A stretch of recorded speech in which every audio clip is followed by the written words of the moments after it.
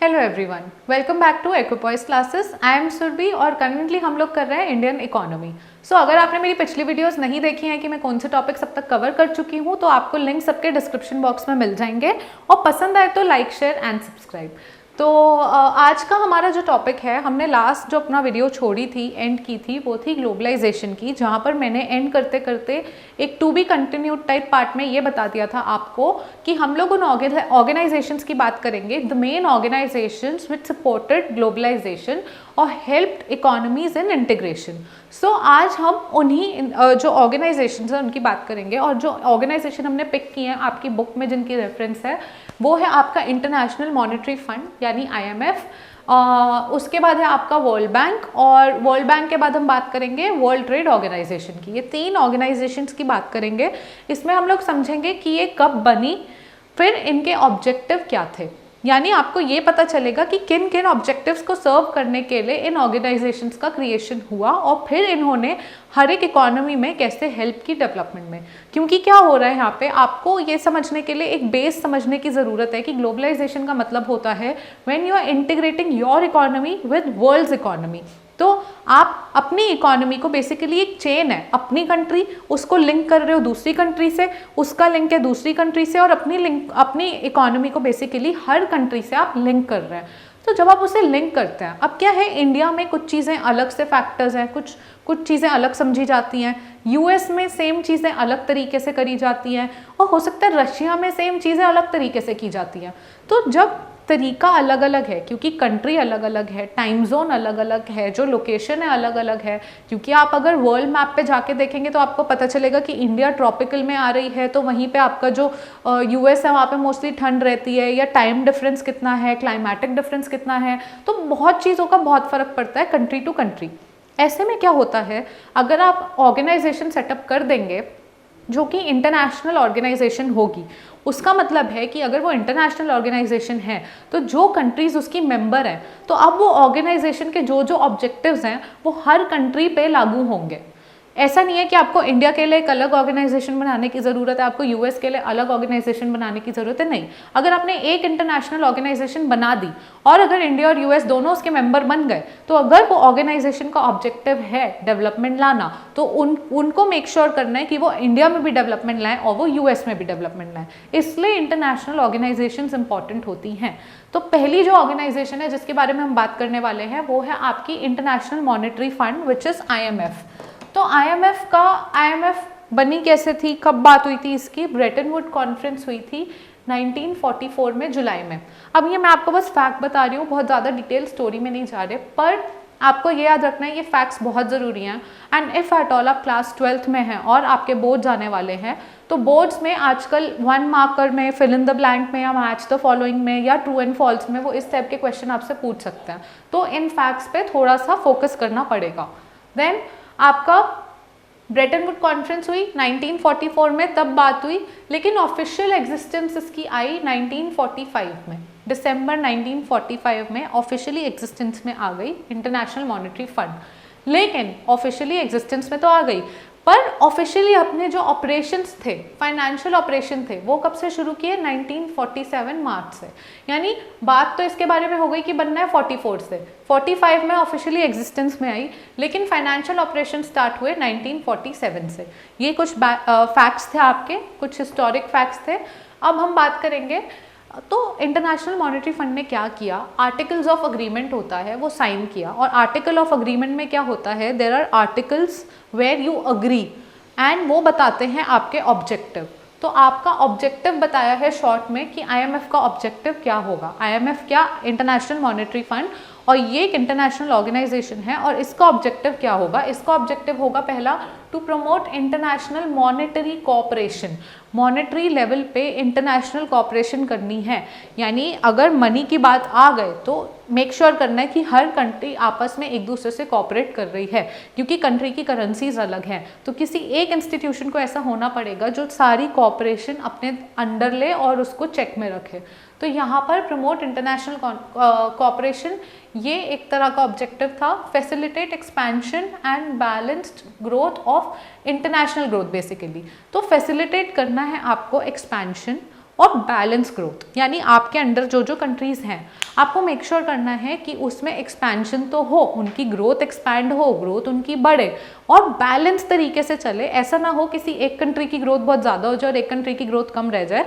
जो जो आपकी मेंबर कंट्रीज़ हैं उनको आपको बैलेंस वे में साथ लेके चलना है, ठीक है। देन आपका ये आ जाता है प्रमोट एक्सचेंज स्टेबिलिटी, यानी एक्सचेंज रेट, क्योंकि हर कंट्री के अलग है। अब आपके पास एक एक्सचेंज बैंक है जहाँ पे इंडिया का रुपी भी पड़ा है, पाउंड भी है, डॉलर भी है, अलग अलग तरह की करेंसीज हैं। तो ऐसा ना हो कि एक करेंसी दूसरी करेंसी के टर्म्स में बहुत महंगी हो, आपको एक स्टेबिलिटी रखनी पड़ेगी। तो वो स्टेबिलिटी कौन मेक श्योर करता था कि हो? IMF, उसका ऑब्जेक्टिव है ये एक। Then expand international liquidity. International liquidity मतलब कन्वर्टेबिलिटी टू कैश, कि अगर आप यूरोप गए और आप इंडिया से गए तो ऐसा ना हो कि आपका रुपी कन्वर्ट होने में प्रॉब्लम हो, आपका रुपी कोई एक्सेप्ट ना करे और आपको उसके बदले में कोई पाउंड ना दे। तो इजी कन्वर्टेबिलिटी हो और लिक्विडिटी हो, ये मेक श्योर कौन करेगा? IMF करेगा। Then expand capital investment in under developed countries. Under developed countries, अब बात आती है under developed countries, developing countries and उससे ऊपर डेवलप्ड कंट्रीज। तो अंडर डेवलपिंग कंट्री सीढ़ी ऊपर कैसे चढ़ेंगी और डेवलपिंग और फिर डेवलप्ड कैसे बनेंगी? कैपिटल फॉर्मेशन से, और उसमें कौन हेल्प करता है? IMF हेल्प करता है। Then remove disequilibrium in BOP, balance of payment जो आपका है, जहाँ पर हम लोग बेसिकली एक स्टेटमेंट होता है जहाँ आप सारा तरीके की जो आपकी गुड्स सर्विसेज या फिर ट्रेड इन कैपिटल असेट्स या ये सब होता है आप रिकॉर्ड करते हैं उसको। अगर आपको फिर भी जानना है बैलेंस ऑफ पेमेंट डिटेल में तो इस पर बिल्कुल एक सेपरेट वीडियो है जो पूरा कॉन्सेप्ट समझाती है, लिंक उसका आपको डिस्क्रिप्शन में मिलेगा, आप जाएं देख कर आए, आपको पता चलेगा BOP होता क्या है। तो BOP में जब डिसइक्विलिब्रियम आ जाता है तो यहाँ पे IMF का एक ऑब्जेक्टिव रखा गया कि आपको BOP से वो डिसइक्विलिब्रियम हटाना है। Then generate higher employment and income, तो अब इनकम और एम्प्लॉयमेंट जनरेट करनी है अपनी मेंबर कंट्रीज में, ये भी एक तरह का ऑब्जेक्टिव है IMF का। बात हुई खत्म IMF की मेंबर कंट्रीज कौन सी हैं या IMF का और करंटली क्या एस्पेक्ट चल रहा है, इसको आप एक बार गूगल करके देखो। आपको फिर भी कोई भी इशू रह जाए किसी भी ऑर्गेनाइजेशन के बारे में, you always free to mention it in the comment section. Then हम बात करेंगे वर्ल्ड बैंक की। तो World Bank basically it's affiliated with United Nations के साथ वो अफिलिएशन में है। Then design to finance productive projects, ठीक है। इसको डिज़ाइन क्यों किया गया है वर्ल्ड बैंक को? वर्ल्ड बैंक को डिज़ाइन किया गया है फाइनेंस करने के लिए productive projects that further the economic development of member Nations. World Bank की कुछ मेंबर नेशंस हैं, उन मेंबर नेशंस में आके कुछ प्रोडक्टिव प्रोजेक्ट्स बनाए जाएं जो इकोनॉमिक डेवलपमेंट में हेल्प करें, और ऐसे प्रोडक्टिव प्रोजेक्ट्स का पीछे पैसा कौन लगाएगा, फंडिंग कौन करेगा, फंड बैकअप कौन करेगा? World bank. तो ये एक तरह का ये इसलिए डिज़ाइन किया गया है। एंड वर्ल्ड बैंक ने अपने ऑपरेशंस कब शुरू किए थे? 1946 में। IMF ने कब किए थे? ऑपरेशन स्टार्ट किए थे 47 में। So basically IMF world bank के ब्रेटन वुड कॉन्फ्रेंस से ही आ रहे हैं दोनों, वहाँ पे तब एक कॉन्फ्रेंस हुई थी। और इसका ऑब्जेक्टिव क्या है आपके वर्ल्ड बैंक का? प्रोटेक्ट एनवायरमेंट को प्रोटेक्ट करना, invest in basic health and education programme. तो वर्ल्ड बैंक बेसिकली यहाँ पे सिर्फ और सिर्फ मॉनेटरी टर्म्स में बात नहीं कर रहा, वर्ल्ड बैंक बात कर रहा है टू प्रमोट प्रोटेक्ट एनवायरमेंट, आपका जो एनवायरमेंट है उसको प्रोटेक्ट करना, बेसिक हेल्थ एंड एजुकेशन में इन्वेस्ट करना। Then help in promoting social development, not only economic development but it also focuses on developing social development, okay. Then provides assistance and encouragement to private business, यानी हम सिर्फ public sector और health और education पे ही नहीं focus कर रहे, प्राइवेट बिजनेस को भी बूस्ट देना है, क्योंकि वर्ल्ड बैंक एंड में फैसिलिटेट कर रहा है। जब वो प्राइवेट सेक्टर को, प्राइवेट बिजनेस को बूस्ट देगा तो प्राइवेट बिजनेस प्रॉफिट बनाएंगे और उससे कंट्री की ग्रोथ में हेल्प आएगी, और वर्ल्ड बैंक को चाहिए ये कि कंट्री की ग्रोथ में हेल्प करे। देन आपका आता है protects reform which will create stable micro economic environment. तो अब ऐसे रिफॉर्म लाना जो कि एक स्टेबल माइक्रो इकोनॉमिक, यहाँ पे सिर्फ माइक्रो मेंशन्ड है, बट माइक्रो इकोनॉमिक और मैक्रो इकोनॉमिक एनवायरनमेंट क्या हो गया? माइक्रो एक इंडिविजुअल लेवल पे, मैक्रो पूरे नेशन की लेवल पे। तो दोनों में स्टेबिलिटी हो, ऐसा एनवायरनमेंट देना और रिफॉर्म प्रमोट करना जो इंडिविजुअल लेवल पे भी ग्रोथ लाए और जो मैक्रो इकोनॉमिक लेवल पे भी ग्रोथ लाए, ये एक तरह का काम है वर्ल्ड बैंक का। फिर स्ट्रेंथन करना ability of government to create quality service जो दे उन चीज़ों को स्ट्रेंथन करना। Help in maintaining equilibrium in BOP में इक्विलिब्रियम मेंटेन करना। सेम आईएमएफ का था, डिसइक्विलिब्रियम हटाना या इक्विलिब्रियम मेंटेन करना, दोनों एक ही बात कह रहे हैं इनडायरेक्टली। तो बेसिकली यहाँ पे क्या हो रहा है, पैसे के टर्म्स में पैसा मैनेज करना, फाइनेंस मैनेज करना, कहाँ पे फैसिलिटेशन देना है, ये मेक श्योर कर रहा है आपका आईएमएफ। लेकिन वर्ल्ड बैंक साथ साथ ये भी मेक श्योर कर रहा है कि एनवायरनमेंट पे भी, मतलब आप देख रहे हैं पैसा और सिर्फ बिजनेस और सिर्फ प्रॉफिट पे मोटिव नहीं है। वर्ल्ड बैंक साथ साथ हेल्थ पे भी फोकस ला रहा है, एजुकेशन पे भी फोकस ला रहा है, सोशल डेवलपमेंट में भी फोकस ला रहा है, आपका एनवायरनमेंट को भी प्रोटेक्ट कर रहा है। तो all in all private business को भी बूस्ट दे रहा है, हर सेक्टर में ध्यान दे रहे हैं ओवरऑल इकोनॉमिक डेवलपमेंट के लिए, इकोनॉमिक ग्रोथ के लिए। तो ये था आपका world bank. Last but the most important, यहाँ पे हम बात कर रहे हैं वर्ल्ड ट्रेड ऑर्गेनाइजेशन की, WTO की। मैंने यहाँ बोर्ड पे सिर्फ इसके ऑब्जेक्टिव्स लिखे हैं, आप बुक में देंगे आपको मिलेगा, इसके फंक्शन और फीचर्स भी दिखेंगे। आपको एक बार ज़रूरत है, आप बस उसको रीड कर लो, उसमें ऐसा कुछ नहीं है जो आपको ना समझ आए, समझ आपको सारा यहाँ से आ जाएगा। बट इट्स इंपॉर्टेंट कि WTO के बारे में आप वीडियो ख़त्म करते ही या जब भी जिस दिन आप ये टॉपिक पढ़ रहे हैं, देख रहे हैं वीडियो, ये देखते ही आप एक बार बुक खोल के ज़रूर रीड कर लो, आपका पूरा टॉपिक तभी कवर हो जाएगा, बहुत ज़्यादा टाइम नहीं लगेगा। तो WTO के बारे में, WTO का क्या था, to pursue objective of free trade. क्या हो रहा है, हम अभी WTO पे नहीं है, अभी WTO नहीं बना है, अभी हम हिस्ट्री में जा रहे हैं। और फ्री ट्रेड हमारा एक ऑब्जेक्टिव था। फ्री ट्रेड का ऑब्जेक्टिव परस्यू करने के लिए एक आया general Agreement on Tariff and trade, जिसे हम GATT बोलते हैं। GATT एस्टैब्लिश हुआ। GATT क्या हुआ, आपका general Agreement on Tariff and trade, GATT ये एस्टैब्लिश हुआ। और ये क्यों हुआ, इसका ऑब्जेक्टिव था free trade. Free trade objective के लिए GATT एस्टैब्लिश हुआ। 1947 में 23 कंट्रीज ने साइन किया और 1994 तक आते आते 118 कंट्रीज उसकी मेंबर थी। India was one of the founding members GATT का। और 1947 में जहाँ सिर्फ 23 कंट्रीज थी, 1994 में 118 कंट्री मेंबर हो चुकी थी। ठीक है, मेन पर्पस क्या था GATT का, to ensure commodity trade by removal of trade and barriers. Trade barriers को रिमूव करके फ्री ट्रेड इंश्योर करना ही एम था General Agreement on Tariff and Trade का। नाम से ही समझ आ रहा है, General Agreement on Tariff and Trade, तो यहाँ से आपको क्लियर हो रहा है। पर General Agreement on Tariff and Trade था एक तरह का प्रोविजनल अग्रीमेंट था जिसको साइन किया है कुछ मेंबर्स ने, तो ये था आपका प्रोविजनल अग्रीमेंट। लेकिन अग्रीमेंट से फॉर्मल इंटरनेशनल ऑर्गेनाइजेशन बना, इसको WTO नाम दिया गया 1995 में। 1995 तक एक प्रोविजनल अग्रीमेंट ही था जिसकी मेंबर कंट्रीज थी और जिसकी साइंड अप कंट्रीज थी। जैसे हमने देखा 1994 तक 118 कंट्रीज थी, पर उसको एक प्रोविजनल अग्रीमेंट नहीं रहने दिया। रादर देन हमने कहा कि चलो इसको प्रोविजनल अग्रीमेंट से थोड़ा ऊपर के लेवल पे लेके जाते हैं और इसको एक प्रॉपर इंटरनेशनल ऑर्गेनाइजेशन बनाते हैं, which is your World Trade Organisation WTO। वो कब बनाया गया, 1995 में उसको अग्रीमेंट से वर्ल्ड ट्रेड ऑर्गेनाइजेशन में कन्वर्ट कर दिया गया। तो जब वर्ल्ड ट्रेड ऑर्गेनाइजेशन में कन्वर्ट किया और GATT अगर यहाँ है, GATT एक अग्रीमेंट है और एक चीज़ को आप अग्रीमेंट से इंटरनेशनल ऑर्गेनाइजेशन बना रहे हैं, यानी आप उसकी रिस्पॉन्सिबिलिटी, उसके रोल, उसके ऑब्जेक्टिव सब कुछ एक्सपैंड कर रहे हैं। आप किसी को प्रमोट कर रहे हैं ना एक तरीके से, तो आप उस पर ज़्यादा रिस्पॉन्सिबिलिटीज़ दे रहे हैं। यही WTO के साथ हुआ। 1995 में एक तरह से इसका प्रमोशन हुआ, इसका क्रिएशन हुआ और उस वजह से उसके जो ऑब्जेक्टिव्स थे वो क्या थे, raise standard of living in member countries. जो मेंबर कंट्रीज़ हैं उनमें स्टैंडर्ड ऑफ लिविंग बढ़ाना, develop and integrated viable and durable multilateral trading system.